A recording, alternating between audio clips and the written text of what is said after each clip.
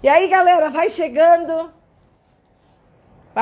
todo mundo de novo, essa tecnologia, mas aqui é algo que é bem descontraído, não tem nada programado, né? Isso que é bom, né? Porque é aquela história. Quem sabe faz ao vivo, quem não sabe faz também. Algumas pessoas me disseram assim: a Gé e o Dudu são os pais da Sofia? Sim, gente, os pais da Sim. Sofia. Sofia, nossa linda aí, que a gente viu nascer, conviveu junto. E foi tão bom, né? O tempo que a gente viveu pertinho, né? Um do outro. Hoje a gente está perto, mas está longe, né? Em vista do que a gente morava juntinho um do outro, a gente está longe agora. Quase junto, né? É, Boa noite, então, a vocês. A gente já falou, né? A maioria das pessoas que está aí já conhece o Dudu, a Gé, eu e o Clemir. Mas para aqueles que ainda vão entrar, aquelas pessoas que vão ter acesso a essa live, a essa gravação, o Dudu, o pastor Luiz Eduardo, né, está pastoreando a Igreja Metodista em Soledade desde o ano passado, desde janeiro do ano passado, e a gente conviveu por longos, quantos anos? 10, 10 Dez, anos. 10 Aham. anos. Né? A gente acompanhou o namoro dos dois, aham, acompanhamos aí a vida juntos, né? O Clemiro celebrou o casamento e acompanhamos a chegada da Sofia, onde a gente é padrinho da Sofia, e aí estamos para a chegada da Rebeca, né? Que está chegando aí daqui a um tempo. Sim. E nós queremos falar sobre a questão do início do ministério. Né? Algumas pessoas perguntaram para nós isso, para a gente falar um pouquinho como foi o início do ministério pastoral, e é isso que vocês têm vivido nesse tempo aí em Soledade. Então, vamos falar um pouquinho. Né? Nós começamos na Igreja Metodista de Rosário do Sul. Na época eu tinha duas crianças pequenas, estava grávida do Davi, e então é bem esse momento, né, como vocês estão vivendo aí, de chegar no ministério com uma criança e logo, né, chegada de outra. Eu sei que muitas pessoas de Rosário do Sul se apavoraram quando souberam que nós tínhamos três filhos. Eu tinha 22 anos e foi um período assim bem conturbado, não sabia o que fazer com tanta criança, né? Eu ficava muito em casa. O Clemir trabalhava bastante, na época atendia a igreja de São Gabriel e Rosário do Sul. E aí eu gostaria que o Clemir falasse um pouquinho, então, desse início do ministério para ele, e depois vamos passar para o Dudu. e para nós, o início do ministério, de uma certa forma, foi um pouco difícil, devido à nossa correria com os filhos, duas igrejas, duas cidades. Por outro lado, também uma experiência sem igual, porque a gente começa a conviver de uma forma diferente com as pessoas e descobrir que Deus coloca pessoas no caminho da gente, pessoas tão especiais que marcam, que marcaram e que marcam a nossa vida até o dia de hoje. Eu me lembro, Rosário do Sul, seu Pedro Hoffman, Marta, que eram famílias que nos acolheram como filhos, né, e cuidavam de nós, né, do seu José, Brilhante, de tantos outros irmãos, que eram pessoas tão queridas e que estavam sempre conosco, de uma certa forma, olhando pela nossa família e pelo cuidado da nossa vida do início do ministério. Então, assim como a gente tinha alguns medos, a gente também tinha alguns suportes que davam encorajamento para a nossa vida. E a gente sabe que Deus sempre coloca pessoas no nosso caminho que se tornam bênção para a nossa vida, que nos animam, que nos desafiam, que são as pessoas que ajudam a preparar a comunidade da fé. E nós, como eu falei antes, nós quanto cristãos, metodistas, a gente sempre se preocupa muito com a palavra de Deus, com o testemunho, com os relacionamentos, porque eles são os nossos fundamentos, que nós valorizamos muito, né? E, como diz a palavra, como falei antes, que nós somos chamados por Deus como povo aprovado, que maneja bem a palavra da verdade, que sejamos um povo apaixonado por almas, por vidas, e isso sempre a gente procurou viver, mas também compartilhou isso com o Luiz Eduardo, com a Jéssica e com tantos outros que a gente conviveu também esse tempo. Dudu, como é que está sendo para vocês? Pode falar. Boa noite, tudo bem? Deixa um abraço para todo mundo que está com a gente. Que Deus abençoe a sua vida grandemente. E espero que os nossos testemunhos, as nossas palavras possam, da mesma forma que edificou nossas vidas, edificar a vida de vocês também. Amém. Com certeza. A nossa história aqui, eu creio que que nós estamos criando a história aqui, na verdade, né? Melhor dizendo. Nosso início, para mim, principalmente, aqui foi bem conturbado, mas no sentido de uma nova realidade, de um novo tempo. Porque ainda essa semana eu estava pensando sobre isso, sobre o início, e vi alguns pastores falando sobre o início da caminhada deles. Conheci alguns pastores. Só que quando a gente tem um início dentro de uma comunidade, e como leigo, como membro, a gente tem uma realidade, e quando a gente passa a assumir um trabalho, é uma realidade muito diferente. Por quê? Porque pensando assim, quando eu faço parte de uma igreja, como nós que viemos de uma igreja bem estruturada, com liderança e tudo, quando tu assume um papel dentro da igreja, um cargo, uma liderança, por mais que tu te sinta capacitado, por mais que tu te sinta à vontade de fazer aquilo, eu tenho um pensamento no meu coração, porque ao teu redor existem pessoas que te dão suporte. Existem pessoas também capacitadas atuando em outras áreas. E tu sabe que se tu precisar de alguma coisa, tu vai ter assistência ali. E uma área sustenta a outra, né?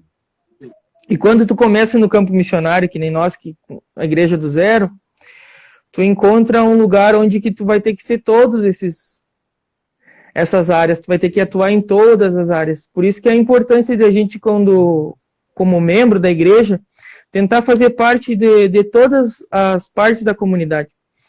Quando a gente vive na igreja como um corpo, né? E o corpo é cheio de membros. Um vai dando suporte pro outro. E quando começa um trabalho do zero, tu começa a partir de ti ser o corpo. E através do teu trabalho, o corpo vai sendo construído e pessoas vão sendo agregadas. E aí tu te depara que tu não estava preparado para nada, na verdade. Que tudo que tu pensou que poderia realizar, tu não estava preparado para nada. Aí que começa a transformação das nossas vidas. Nós estamos vivendo nesse 1 ano e meio uma transformação, eu creio. Que Deus tem trabalhado nas nossas vidas. Começou uma nova história, né? Deus trabalhando novamente nas nossas vidas. E para mim o maior desafio é isso, dessa questão. De tu ter separado o corpo, porque quando o corpo, uma mão faz uma coisa, a outra mão faz junto, sem se dar conta, né? E quando a gente está no corpo de Cristo também é assim, a gente vai fazendo as coisas automaticamente com as pessoas. E quando tu começa um trabalho do zero, tu tem que fazer tudo. E sobre ter saído da zona de conforto, né? Que lá a gente tinha todos os nossos amigos, nós tínhamos a nossa família. Isso também é difícil. Porque por mais que tu tenha o contato, nunca é a mesma coisa, né? Eu sempre disse que, até eu falei para vocês aquela vez, que eu não via a hora de sair correndo, né? De ir para o campo missionário, a gente fica eufórico, fica com aquela alegria. Só que chega um certo tempo do voo que dá vontade da gente voltar pro ninho. Que dá vontade da gente voltar pro colo do pastor, né? E agora automaticamente tu não tem muito esse colo, tu que vai ter que passar da colo. É verdade. E como a gente às vezes quer colo, né? Vou.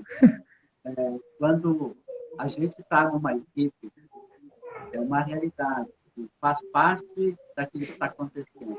Quando você assume o trabalho, especialmente um trabalho novo, né, tem que começar, e são coisas que, por mais que você queira, você depende da fé, você depende das reações e ações das pessoas, e aí a gente começa a descobrir que as coisas não são tão fáceis como parecem.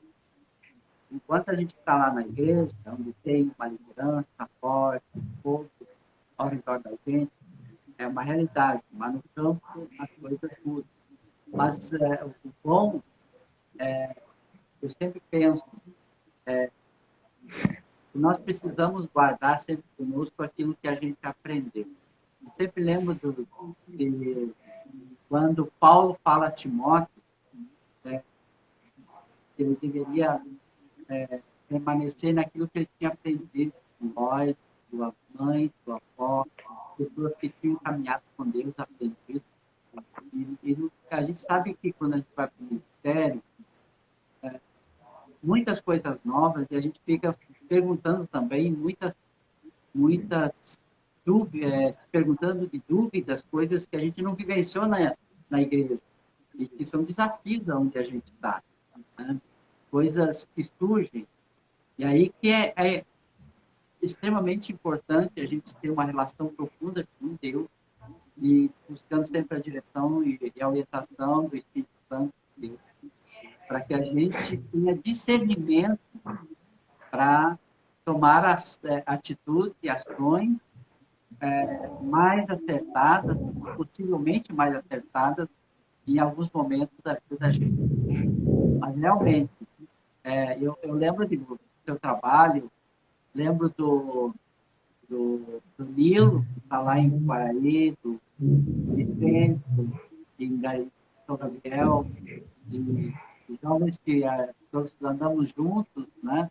Tivemos experiências juntos, estão no ministério também, com muitos desafios, experiências também novas. Mas As ovelhinhas nada fácil.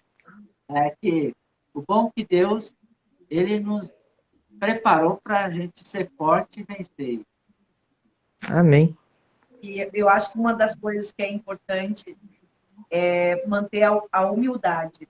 E no início do ministério, eu acho que não deixar subir a cabeça, porque eu já vi de alguns subir, e que sabe tudo, e que é o teólogo, é isso, é aquilo, Não, Jesus diz que o maior seja aquele que serve. Né? E a gente pensar sempre que a gente está nessa terra para servir, né? Para servir a todos, né? E, indistintamente, servir as pessoas, né? Servir o ser humano. E algo que o Clenir sempre diz, eu sou o pastor da Igreja de Cristo nessa terra, né? Que vai além de placa, além de qualquer coisa. Então, eu acho que é muito importante isso. E algo que no início do ministério é até mesmo a gente, enquanto esposa, entender o nosso papel, né? Até onde vai o nosso papel. Porque quando a gente está na igreja local, a gente trabalha tudo, né? Junto. Eu acho que quando tu vai para o ministério, é um sonho dos dois, né? Não é sonho de um. Eu cresci aqui na igreja Metodista Passo Fundo, eu era líder de jovens, eu trabalhava na igreja, eu fazia 1000 coisas. E eu e o Clemir resolvemos trabalhar juntos pelo reino. Mas é algo que vem da Elisa desde que eu nasci. Né? Mas aí, quando a gente chega na igreja, e eu lembro quando o Clemir disse que queria ser pastor, e eu dizia assim, não sei se eu vou ser mulher pastor, porque a mulher pastor é muito elegante, né? Eu tinha, assim, nossa, a esposa do reverendo Dico, né? A Shisley era fantástica, uma mulher, assim, uma lady, né? E depois teve a Isa, teve a Ruth Moraes, mulheres que, nossa, eu dizia, não, eu vou ser parecida com elas, porque elas eram elegantes em pessoa, né? E eu a Elisa, né? E eu dizia assim, não vou ser uma esposa de pastor. E eu lembro que a pastora Jussara, que é uma pessoa que eu amo muito, e ela diz assim, Elisa, seja você do jeito que você é, e eu, né, menina, 22 anos, com 3 filhos, eu digo assim, uma menina, e as pessoas chegavam, eu lembro que as pessoas chegavam, olhavam, teu pai tá aí? Meu pai? Não, meu pai mora em Passo Fundo. Não, mas teu pai não é o pastor? Não, o pastor é meu marido. Né? E desconstruir aquilo, né, que era uma coisa tão formal, para ser eu, a minha cara, o meu jeito. E eu acho que a cobrança é muito grande para a família. Né? Eu lembro assim que brigava com os meninos eram pequenos, às vezes brigavam com eles, e eu dizia assim, gente, sabe por que os meus filhos se incomodam? Porque eles não saem da igreja, eles não saem. Aqui é a sala deles, é o local deles estarem aqui, eles cresceram no meio dos bancos. O Samuel ficava de costa no chão da igreja, ele ia de costa até o altar e voltava. Ele andava de carrinho, como se ele fosse o carrinho, né? E crescemos juntos. Vão incomodar, às vezes vão, mas dormem na igreja, fazem, né? E eu lembro, assim, com muito carinho das pessoas que estiveram conosco no início dessa caminhada, que eu acho que é fundamental, ter pessoas que caminham conosco. Eu lembro do seu José, da Cleusa, né, que virou a nossa família, a Simone, a Denise, nossa, elas, o Clemir viajava, elas que iam lá para casa para ficar comigo, o Everton, o seu Pedro e a dona Marta Hoffman foram pais para nós, assim, de... O seu Pedro passava lá toda semana, precisa de alguma coisa, né? Levava comida para gente. Pessoas, assim, a Morena, né, e o seu Henri me levavam para casa deles, cuidavam, sabe? A Carmen e o Milton, que nos acolhiam como gente da casa, sabe? Essas pessoas, né? É que fazem a diferença na vida da gente. Que a gente nunca esquece. E que eu vejo, assim, são pessoas que Deus coloca para não deixar a gente desistir, né? E como são fundamentais. Pessoas assim na nossa vida, principalmente no início, né? No início do ministério. E eu, com certeza, imagino que vocês devem ter alguém aí, né? Que está ajudando a cuidar de vocês. E se não tem, eu clamo aqui, né? Para que pessoas cuidem de vocês, assim como dos outros que estão iniciando o ministério. É fundamental ter apoio, cuidado de todas as formas, né? De pessoas que não olham para nós só como o líder religioso, mas olhem como ser humano, como pessoas que... É uma família que está ali, né? Uma família que cuida. E o importante é que a gente sempre cuidou muito dos relacionamentos que a gente quer construir com as pessoas da igreja, com a comunidade. Porque nós aprendemos que a igreja é capacitada para ser missionária para o mundo. Então, quando nós saímos para o ministério, nós sempre buscamos uma visão mais ampla. E aprendemos na igreja local, como movimento, necessita de sempre cuidar das pessoas, dos relacionamentos, mas também tem aquele senso de responsabilidade com a comunidade onde nós estamos inseridos. E, em momentos da nossa vida, a gente tinha relações muito gostosas com as famílias da igreja, na medida que a gente ia convivendo, mas também a gente foi construindo outros relacionamentos com vizinhos, amigos, que também foram extremamente importantes para nós. Porque nós, quanto ser humano, nós somos relacionamentos. E relacionamento sadio, isso é importante para a nossa vida, é importante para a nossa família, é importante para os nossos filhos, à medida que eles vão crescendo. Né? E saber que aonde nós estamos, ali nós somos o povo de Deus, chamado por Deus, para darmos um testemunho missionário, um testemunho de vida, um testemunho de amor, de serviço. E isso a gente aprendeu em que aqui a gente também tentou compartilhar isso com quem saiu para ser missionário, porque isso é importante para mim. Aí eu sei que vocês têm essa visão.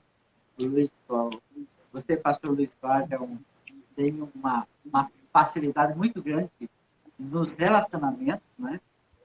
Acho que isso é ótimo e, com certeza, esses primeiros ano e pouco é um pouco mais difícil, mas com o passar do tempo, você vai ver que daqui a um pouco um monte de gente vai estar ao redor e você também com eles, e a história começa a mudar. E qual é a maior mudança para vocês? O que vocês veem, assim, percebem como a maior mudança de vida de um período para o outro? Quer falar? A mudança que a gente mais sentiu foi no início, né, do ano passado, que a gente veio para cá e daí tinha a igreja, mas ainda não tinha pessoas na igreja. Então era só nós três, era eu, Dudu e a Sofia. E daí chegava no final de semana, a gente não tinha nada para fazer, a gente ficava em casa assim, olhando para a cara do outro, porque lá em Caxias a gente já tinha a rotina, né? Tipo, sexta ia na igreja, sábado, domingo tinha atividade e a casa sempre cheia. Então a gente chegar numa cidade que não tem ninguém, tu não conhece ninguém, tu não sabe para onde ir, tu não sabe o que fazer, tu não tem com quem conversar, é só nós três mesmo.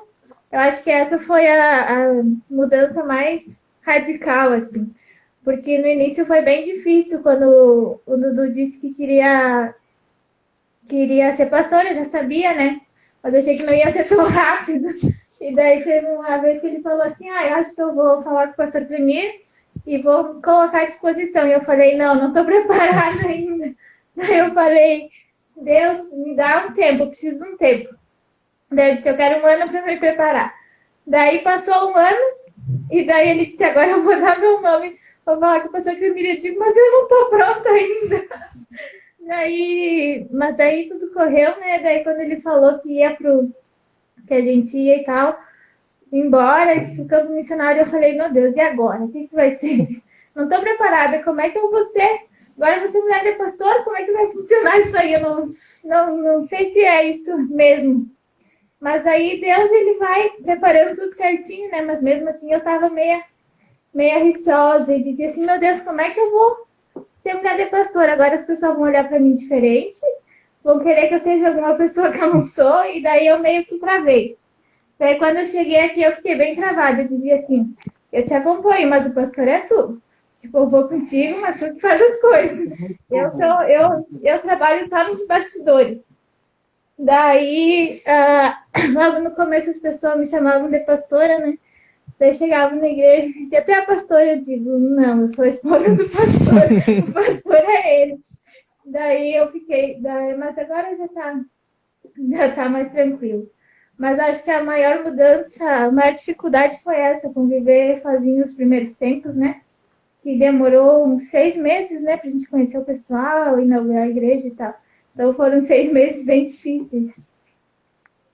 Todo desafio, nós temos que, porque a gente vai para o desconhecido, para experiências desconhecidas. Então a gente precisa, muitas vezes, enfrentar os nossos medos e nos encorajar e dar o primeiro passo.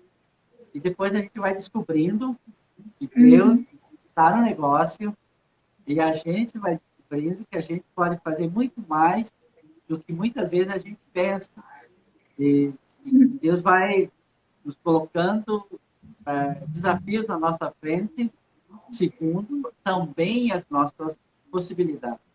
Mas que bom quando nós vamos enfrentando ele com humildade, com simplicidade, e saber que Deus ele vai movendo as coisas, ele vai preparando de tal modo que a gente vai percebendo a presença de Deus, a bênção de Deus, e o trabalho vai se consolidando, as coisas começam a se consolidar. E a gente cresce, a gente começa a ter uma visão maior da realidade, das coisas, e a gente começa a perceber que a gente pode fazer. Dá para mudar, dá para transformar. dá para ajudar a construir algo novo, e é possível. É tudo um processo, né? Um pouquinho também sobre a questão da situação financeira, né? Eu acho que isso é algo que pega também. O Clemir, antes de entrar para o Ministério Pastoral, para quem não sabe, o Clemir era marceneiro, ganhava 10 salários mínimos e foi para a Faculdade de Teologia para ganhar um salário mínimo, casado ainda e logo com filho, né? Então, depois, quando a gente foi para Rosário, começo de ministério, a gente passou muita dificuldade financeira. E não foi só em Rosário, onde quer que a gente andasse. Essa questão financeira é algo assim muito difícil, né? É a gente aprender a se reorganizar. E eu acho que é a questão também da dependência, né? Saber que tu depende de uma provisão, né? Que vem, e a gente crê que é de Deus, né? Uma provisão de Deus, para manter a nossa vida, né? Porque não é porque é pastor que não tem conta para pagar, né? Tem conta para pagar, e essa questão financeira é algo tão difícil, né? Algumas pessoas assim, mas depender, né, dos outros é tão difícil assim. Eu quero saber para vocês, como é que foi essa situação financeira? Quer falar? Pode falar. Eu confesso, como para os demais, né? Porque o pastor e a Elisa sabem da nossa vida, né? Eu sou, ou era, talvez, bem desorganizado na questão financeira. A gente... Tá me escutando? É que o Facebook caiu do ar aqui, não sei o que aconteceu. Tá. E quando eu fui embora para Caxias do Sul, eu fui com o pensamento de que eu iria para lá.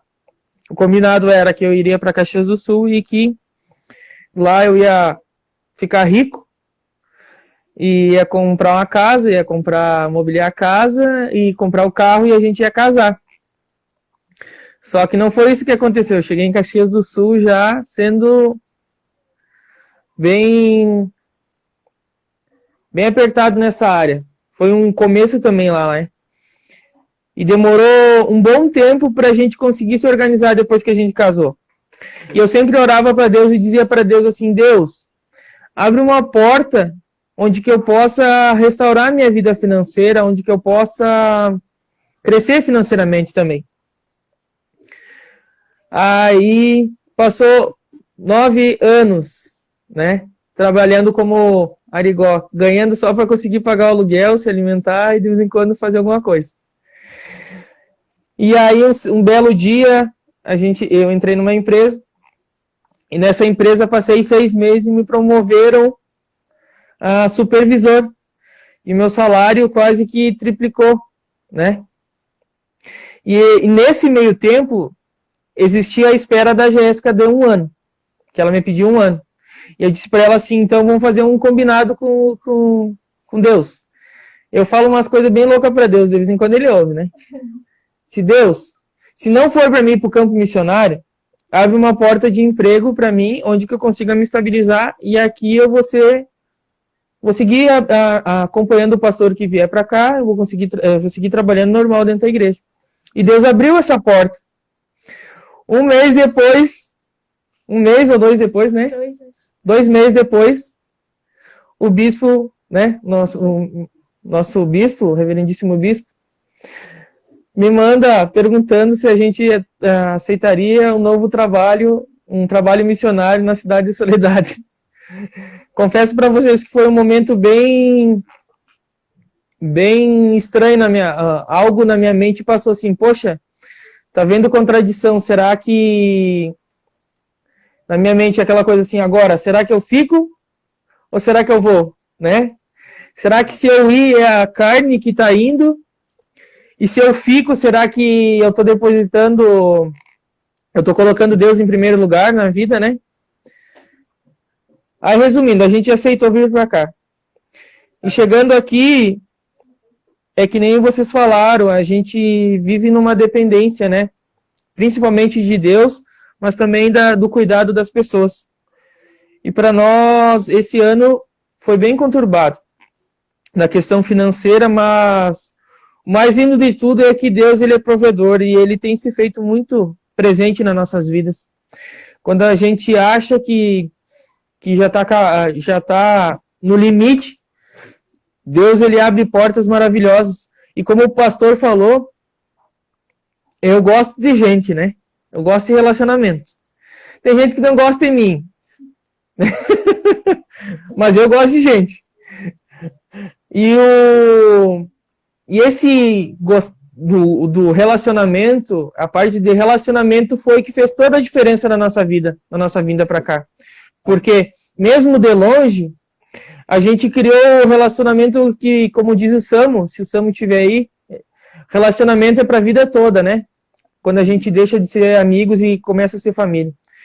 E Deus, ele é tão maravilhoso que mesmo a gente estando longe das pessoas, as pessoas não deixaram de cuidar da gente. Nós temos amigos em várias cidades que sempre estão nos ligando, perguntando se a gente está bem, se a gente precisa de ajuda, né? Se a gente está precisando de alguma coisa. E estão sempre nos abençoando. E aqui, os primeiros meses, a gente não tinha um relacionamento, como a Jéssica falou. Então, Deus já sabia que nós íamos depender desse relacionamento que a gente construiu em outras cidades. Porque se a gente não tivesse esse relacionamento em outras cidades, talvez a gente passaria alguma coisa meio ruim aqui, né? E depois desse tempo, Deus colocou pessoas para a gente cuidar. E essas pessoas têm cuidado da gente também. A gente tem famílias aqui, pessoas de família que cuidam da gente, que estão sempre perguntando se a gente está bem.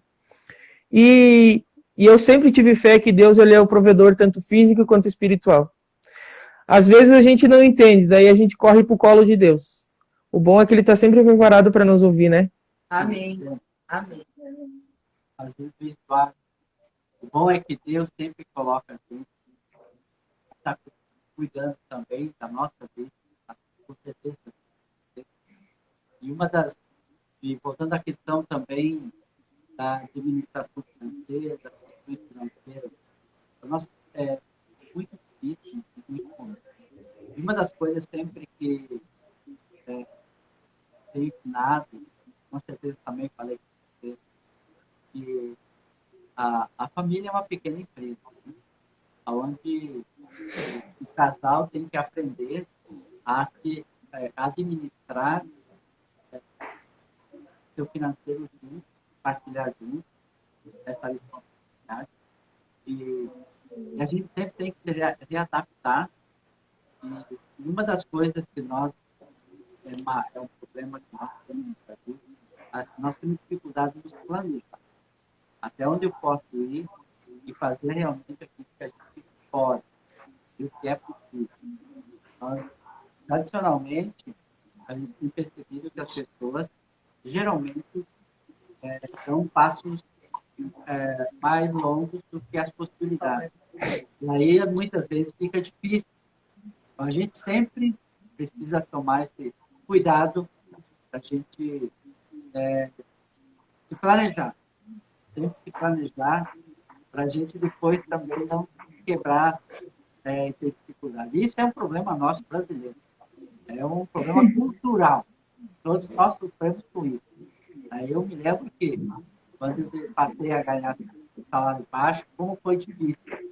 Porque eu tinha que reprogramar toda a minha vida. E era difícil. Como era difícil. Então, isso realmente é um grande desafio para todos nós. E como é importante as pessoas que Deus coloca na nossa vida, né? O Nilo está dizendo que o som do pastor está baixo, é que ele fala baixo.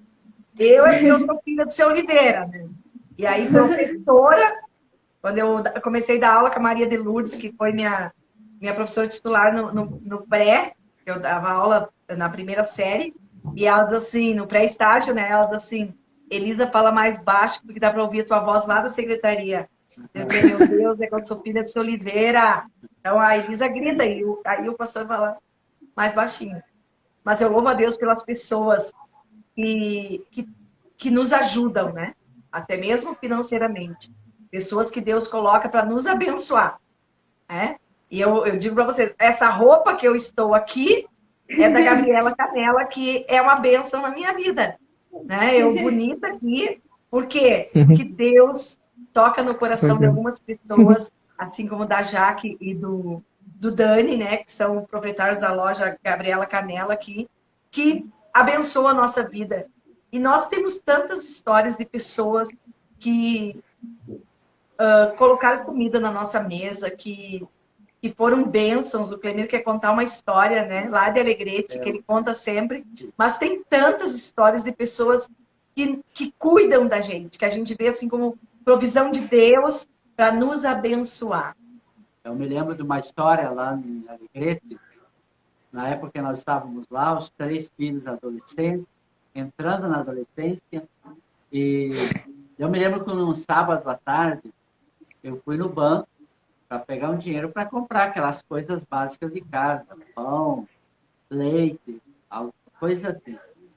Eu cheguei lá, não tinha nem um centavo na conta. E aí agora o que eu vou fazer? Saí, voltei, e do banco até a casa pastoral dava mais ou menos umas 5 quadras. Eu voltei pensando, bom, eu vou ter que ir lá no tesoureiro pedir um adiantamento para ele, para comprar as coisas básicas da casa. E aí eu me lembro que quando eu entrei na rua e chegava na casa, estava encostando um carro na frente da casa pastoral. E aí eles perceberam que eu estava indo em direção a eles, na rua, e eles ficaram no carro me esperando até eu chegar mais perto. Quando eu estava chegando perto, eles desceram, e era a dona Erlê Fagundes e o seu Antônio Fagundes, né? E eles começaram a conversar e disseram, olha, Deus nos inquietou nosso coração e mandou, e fez com que a gente fosse ao mercado comprar umas coisinhas. E nós queríamos pedir para vocês se a gente podia, o senhor, se a gente poderia deixar com vocês essas coisinhas que a gente comprou. E eu disse sim, que a gente receberia sim, com muita alegria. E aí, então, eles tiraram a sacola de pão, de leite, de queijo, mussarela, coisas assim, e mais, muito, eu diria assim, 2 vezes mais do que aquilo que eu queria comprar. E aquele dia eu percebi assim que na hora que a gente não tem aonde providenciar, a gente sabe que a gente tem um Pai, um Deus, que Ele vai achar alguém e Ele vai enviar alguém que vai providenciar a provisão do Deus. Então, ali eu vi aquela vez a provisão de Deus sobre a nossa vida e também uma das coisas que para mim ficou e marcou muito é que a palavra de Deus diz, né, que Deus não deixará faltar o pão na nossa mesa. Nós até não podemos viver bem financeiramente, mas que Deus vai suprir a nossa necessidade e vai cuidar da nossa vida, aquilo que realmente nós precisamos. E saber que nós somos transitórios, né? Nós estamos nesse mundo para fazer a obra dele, para fazer o ministério que ele nos chamou, para salvar vidas, para restaurar vidas, para amar as pessoas, para conviver com elas, para levantar a vida delas para voltar a sonhar, acreditar. E essa é a grande missão nossa, né? A gente até não está na igreja na esperança de ter muito dinheiro, mas ter aquilo que é necessário e fazer aquilo que Deus nos chamou, ir por todo mundo e pregar o evangelho a toda criatura, né? Isso é extremamente importante para nós, né? Eu tenho, só para acrescentar, eu tenho um fato que aconteceu aqui em Soledade, de a gente entender quem tem o coração em Deus, tu vê que a pessoa, independente de se ela tem pouco ou se ela tem muito, se ela tem um coração em Deus, ela é uma pessoa que é abençoadora, né? E nós temos uma família na igreja onde que eles têm certa dificuldade financeira. Família grande, e eles trabalham em cima do pouco que eles ganham para ter as coisas deles, para manter a casa deles, a família. E eu me lembro que numa visita, nós estava falando sobre churrasco e coisa da fronteira, né? E eu falei para eles assim que, para eles, né? Digo, eu sou gaúcho da fronteira, e gaúcho na fronteira gosta de comer carne de ovelha. Esse churrasco de frango aí para nós não existe, lá nós comemos carne de ovelha. E faz tempo que eu não como uma carne de ovelha. Eu acho que em Caxias do Sul, só quando a gente ia visitar o pai e a mãe, que a gente comia. E seguimos falando de outros assuntos. E nesse dia eu tinha levado algumas coisas para eles. E quando ele foi abrir a geladeira, não sei para que foi para pegar, e a gente que é pastor, a gente entra com um olhar clínico, né? Não acusador, mas clínico, né? Para ver o que está precisando, o que não está precisando, porque às vezes as pessoas não falam, né? E a gente tem que correr atrás. E quando ele abriu a geladeira, não tinha nada. Tinha pouca coisa. E eu pensei assim, ele estava conversando comigo e a minha mente estava lá no outro lado, e eu pensando assim, como que eu vou fazer, sendo que eu preciso arrumar para mim e para ele. Aí eu fui entregar, aí não, me despedimos, e eu me lembro que ele disse bem assim para a esposa dele: sabe aqueles R$20 que a gente está guardando? Tu vai lá no mercado, compra uma coca, pão, e o resto tu compra tudo de mortadela, que eu vou fazer um café pro meu pastor e para a esposa dele. E aquilo quase me matou, né? Vocês sabem que eu sou chorão. Já me remoeu por dentro. E tomamos o café com ele. Inclusive, nós estávamos de jejum aquele dia, a gente quebrou o jejum. Só porque ele tinha comprado, a gente... quebrar, né? É como se fosse aquela água que os valentes de Davi disseram que foram lá no poço de Jericó. Diz assim, olha, a gente trouxe aqui para você. Aí eu pensei assim, não vou fazer essa desfeita, né? Tá. Aí eu achei que Deus já tinha dado, tipo, que nem ele fez com Jeremias, né? Tirou Jeremias da casa dele para mostrar algo novo. Aí na hora que a gente foi embora, eu abri a tampa traseira do carro para tirar a bolsa, e ele jogou uma sacola dentro. E eu fiquei pensando aqui, o que será que é? E ele disse assim, pastor, esse é um pedacinho de carne de ovelha que eu ganhei faz tempo, e eu queria abençoar a sua vida para o senhor comer um churrasquinho de carne de ovelha. Aí a gente vê o amor de Deus, né? E a gente vê que a bênção, a provisão, Deus não dá através daqueles que têm condição ou não.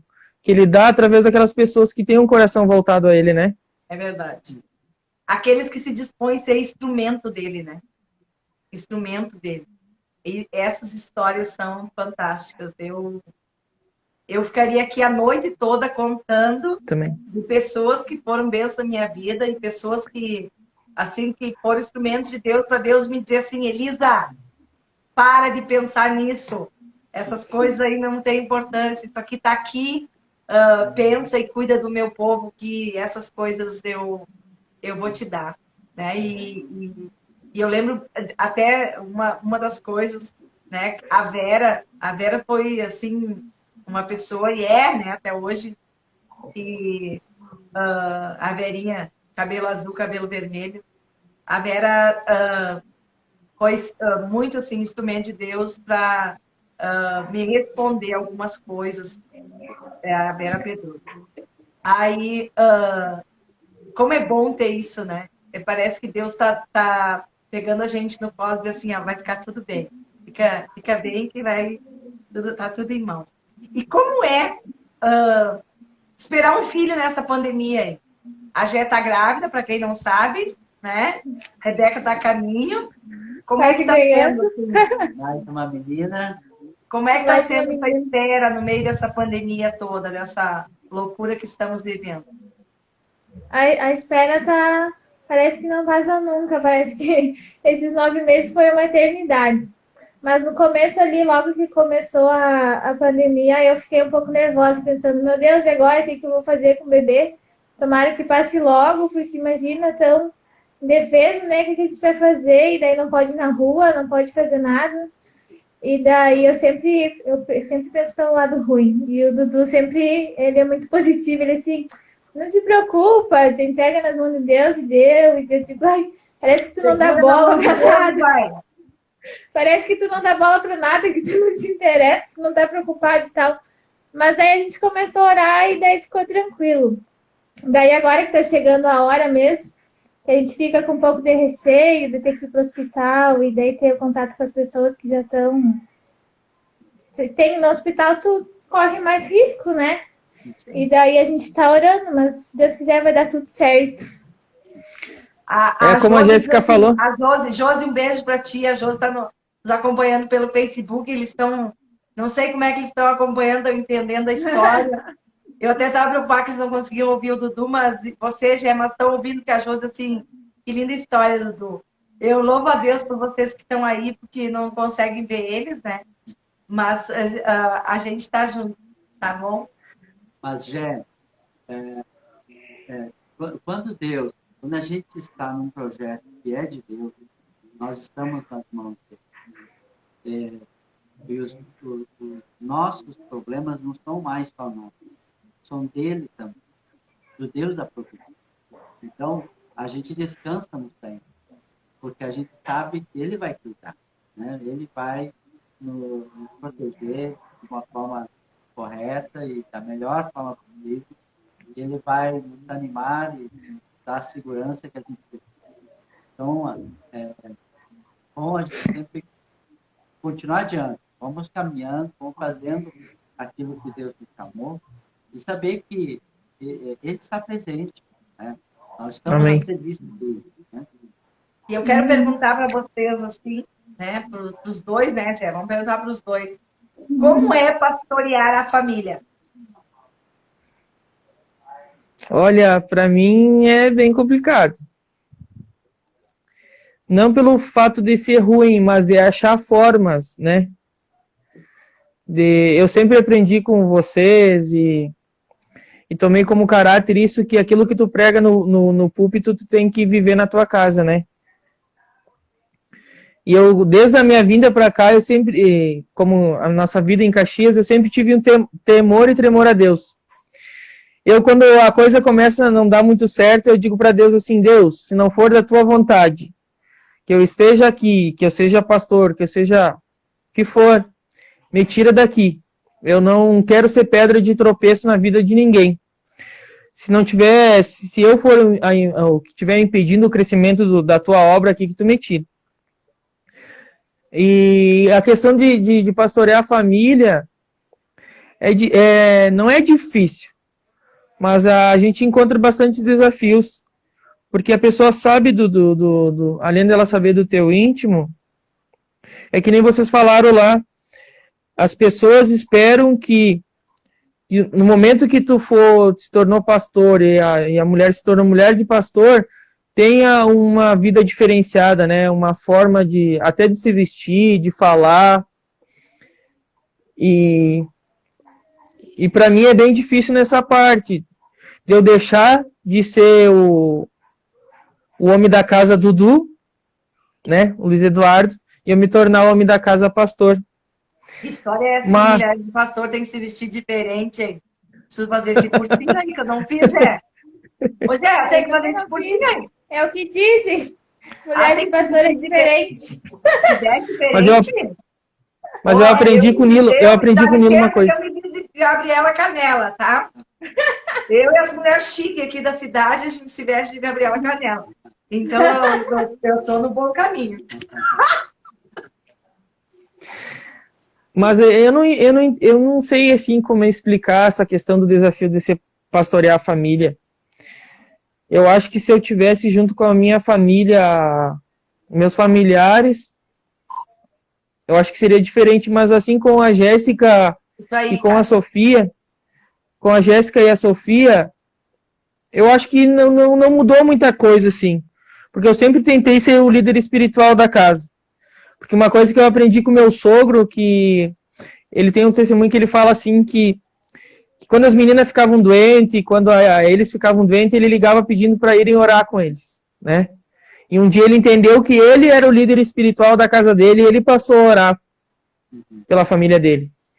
E a Jéssica até, é bem isso aí que ela falou, tem horas que ela olha para mim assim, ela tá com uma vontade de me esganar, ou não sei o que passa no coração dela, na mente dela, porque ela diz assim, porque nós temos que pensar nisso, nós temos que pensar naquilo, nós temos que fazer isso, nós temos que fazer aquilo. Eu me lembro quando a Sofia ficava gripada, ou tinha alguma dorzinha, eu ia, orava pela Sofia, ungia ela, e seguia a vida normal.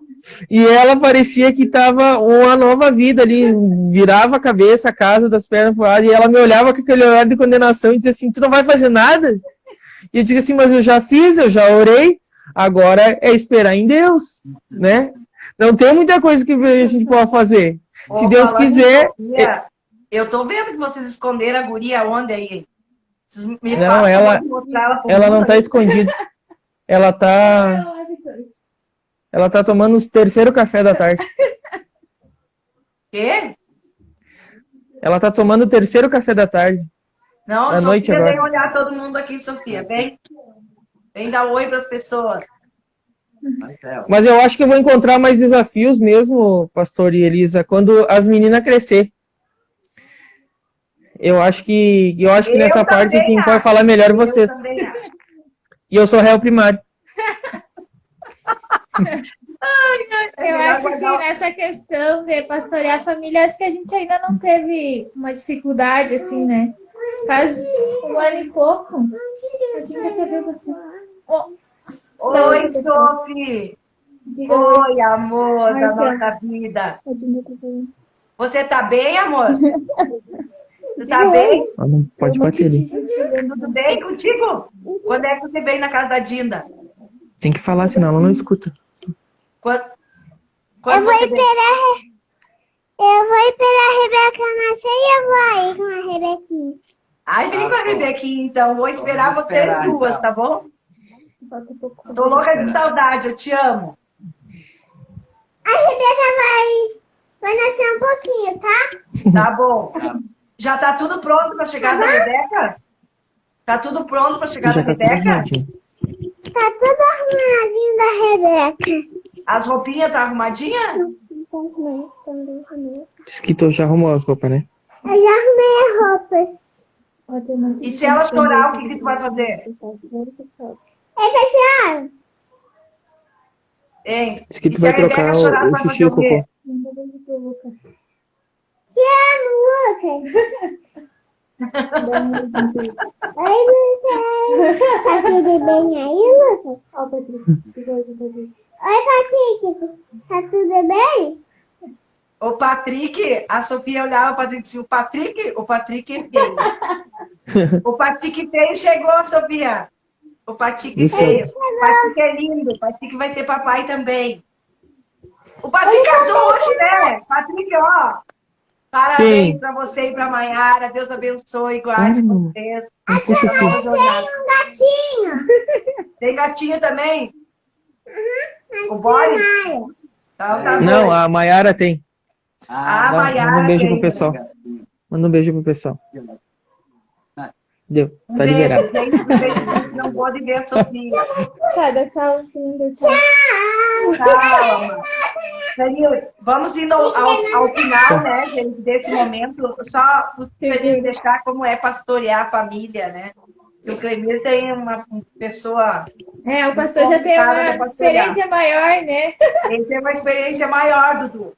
Tá? Com certeza. Pastorear a família também é um desafio para todos, né? Porque nossos filhos, eles acabam tendo que conviver e se relacionar de uma forma diferente, né? Porque eles estão ali sempre envolvidos na igreja, presentes constantemente, Então, o nosso desafio de cuidar, de orientar, de motivar, de ajudá-los a caminhar sempre com Deus, sempre é um desafio muito grande. Porque grande ministério pastoral tem que começar com a nossa casa, né? Tem que começar com os nossos filhos, tem que começar com nossa esposa, né? A chama que Deus incendiou em nosso coração tem que estar com os nossos filhos. E hoje, graças a Deus, nossos filhos sempre caminharam com Deus e têm servido ao Senhor. E isso é extremamente importante. E isso também não é fácil, porque a gente sabe o quanto nós precisamos ter profeta, o sacerdote da casa, aquele que ora, que procura se relacionar, conviver com os filhos da melhor forma possível, motivar, incentivar, abrir portas, possibilidades, para que, mesmo em momentos difíceis, eles possam permanecer fiel nos caminhos de Deus. Isso é um desafio para nós, como pastores, sempre é um desafio. E a obra de Deus, ela começa pela nossa casa. E como é importante como nós fazemos e como nós nos relacionamos, né? Isso é muito importante. Amém. Bom, E eu também, só para concluir... a live, eu gostaria que a gente contasse uma história que envolveu nós quatro, né? 10 anos junto aí, deve ter alguma história. Eu gostaria que o Dudu começasse por vocês aí, contando uma história. Tem que ser triste ou feliz? A que você quiser. Se tu tiver as duas, conta as duas. Deixa eu pensar. Tem que ser história ou pode ser algo que a gente vivenciou? Algo que é nosso, que envolva nós quatro. Ou nós três, não sei lá, nós dois. Eu vou contar uma bem engraçada no começo, depois eu conto uma de espiritual. Tá bom, vamos ver. O pastor não participou disso aí.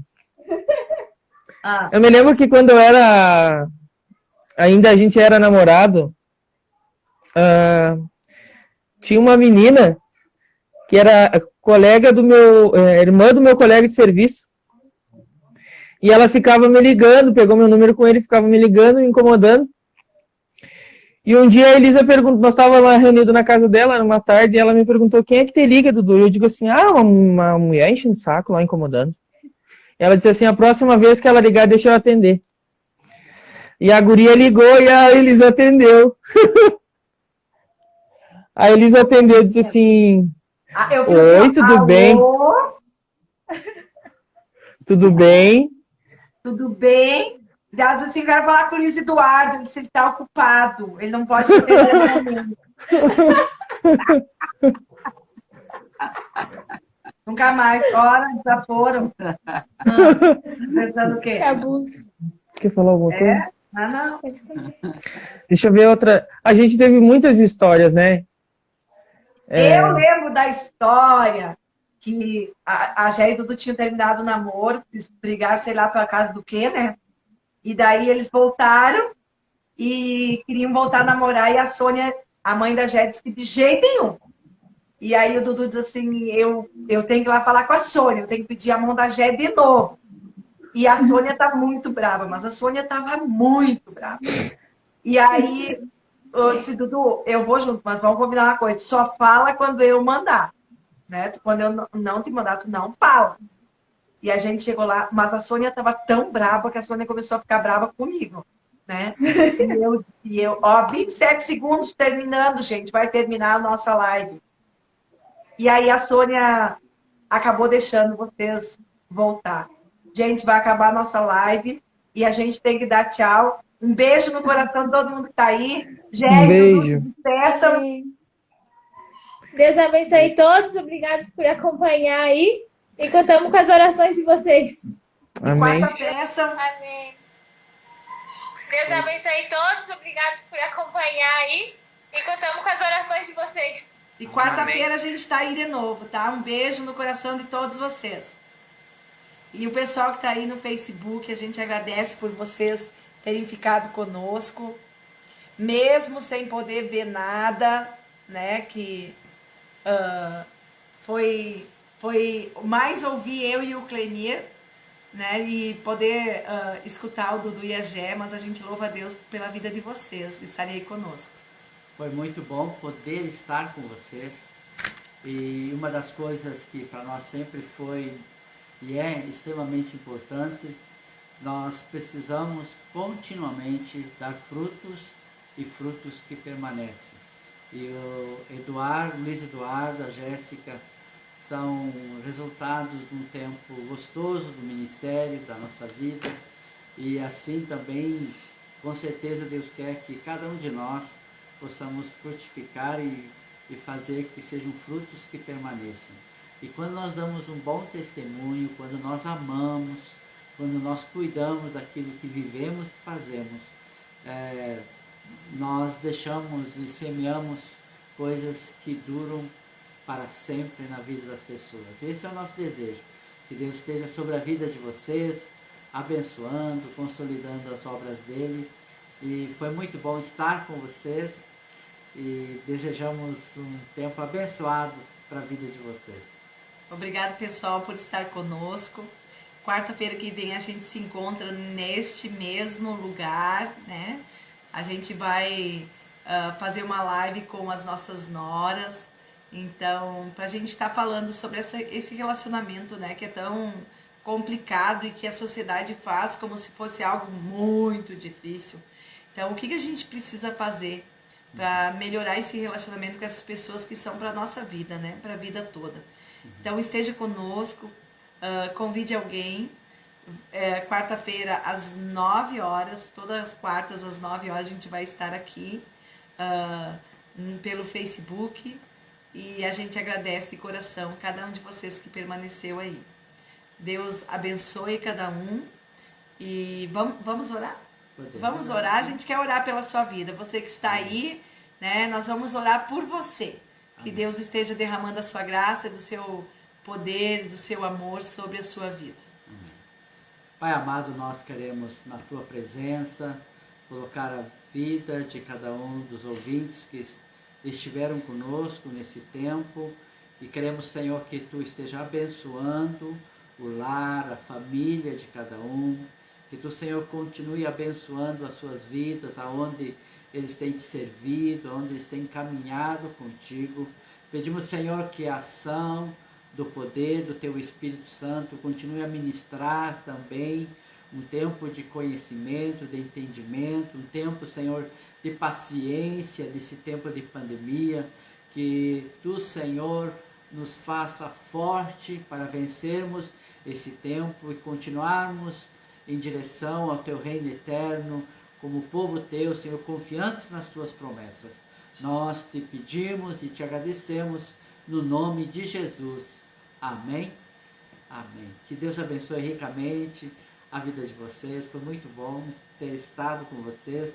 E quarta-feira que vem, às 21 horas, nós queremos novamente estar tratando assuntos que são importantes, assuntos de família, de relacionamentos, então de nora e sogra, que são relacionamentos que vale a pena a gente compartilhar. Um beijo, amor, Chay, Mateus, Rosana. Deus abençoe vocês e todos os demais que estão aí. Foi uma alegria estar com vocês nesse momento. Um beijo grande.